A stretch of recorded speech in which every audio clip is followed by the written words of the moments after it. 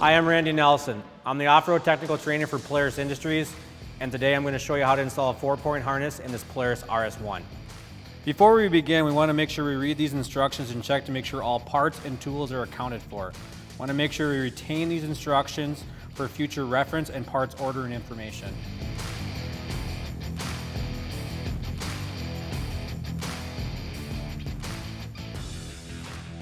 To begin the installation, we need to remove the seat from the vehicle, so we're just going to pull up on the latch in the rear, lift up, and then slide the seat out of the vehicle.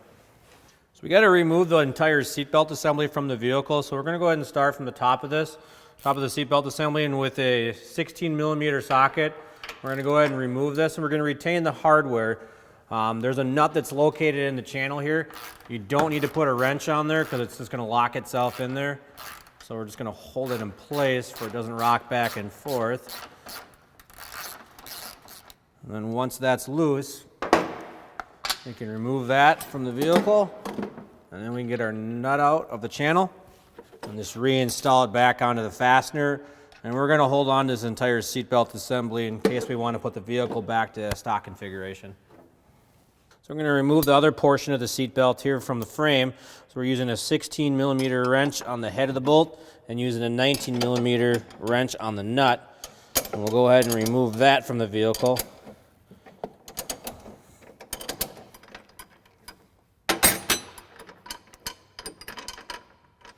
And then we'll proceed to removing the mechanism here. So the last step here is to remove the seatbelt retractor. On the back side, you'll have to access the nut from the inside the fender well on the left side of the vehicle. And right now we're going to be using a 19mm socket to remove that retractor.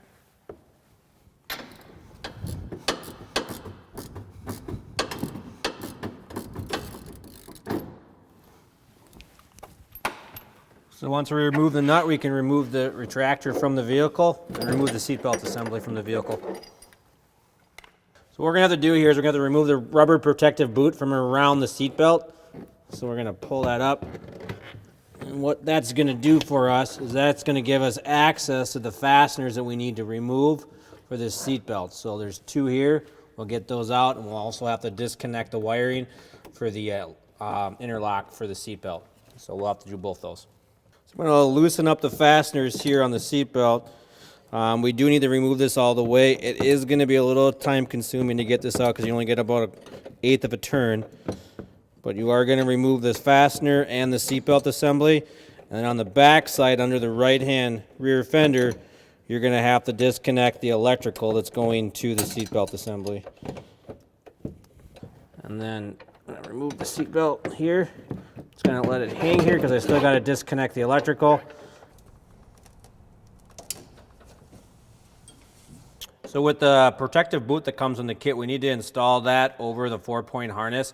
So right now we're on the right side of the vehicle where it just removed the seatbelt connection. So we're going to feed the connector through the rubber boot. And then we're going to feed the 4-point harness also through the boot.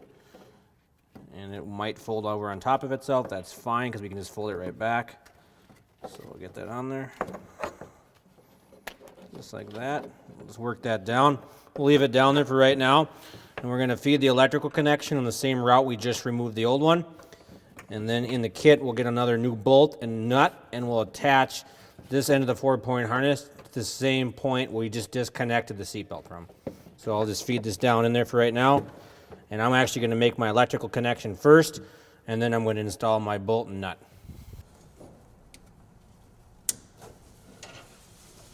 So I went ahead and installed the 4-point harness through the opening here, and then I installed the fastener. So the bolt's going to come from this way, so it's going rearward in the vehicle. And on the back side, the nut's going to be in the same location as it was before. When you added this boot on here, you want to make sure that you add it in the correct orientation. There's a high point and a low point here. The low point's going to be facing the rear of the vehicle, and the high point's going to be towards the front of the vehicle. So we'll go ahead and finish tightening up our seatbelt here. And then we'll torque this to specifications, and then we'll move on to the other side of the vehicle and get that one tightened down. So once everything's tightened down here, we want to install the boot back in there, back in place. You got to work it back down the seat belt. And the best way to do this is just get the entire protective boot kind of pushed through the opening. You may have to use a screwdriver to kind of get it through some of the tighter areas, like I am. Once we get the rubber boot installed, just make sure it's sealed all the way around, which it is. And then we're good to go on this side, so we'll go ahead and proceed over to the left side of the vehicle and make that attachment. So I'm going to install the left side of the vehicle's 4-point harness. So again, we're using the same type of fastener nut. We're going to insert the bolt through the clip here, and then it's going to go in this hole, and the nut's going to be on the outside of the vehicle. And we'll torque those down the specification. So I'll go ahead and snug those down with a couple wrenches, and then I'll come back with a torque wrench and get that to specs. So we're going to route the upper portion of the 4-point harness through the hole here in the plastic.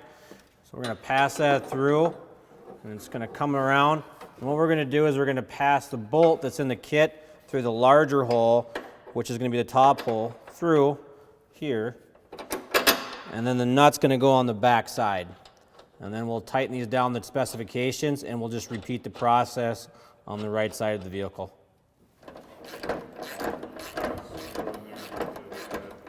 So our next step here is we're going to reinstall the seat in the vehicle, but first we need to undo the 4-point harness. Make sure we undo the buckle and then the plastic clip up here. And we want to just kind of spread the harness out of the way before we put the seat in there. So we'll go to reinstall the seat back into the vehicle. You just want to make sure that harness isn't going to get pinched on any of the seat hardware.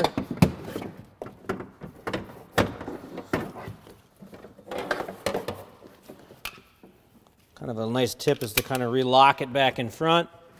Make sure we're locked there. Seat's latched and held in place.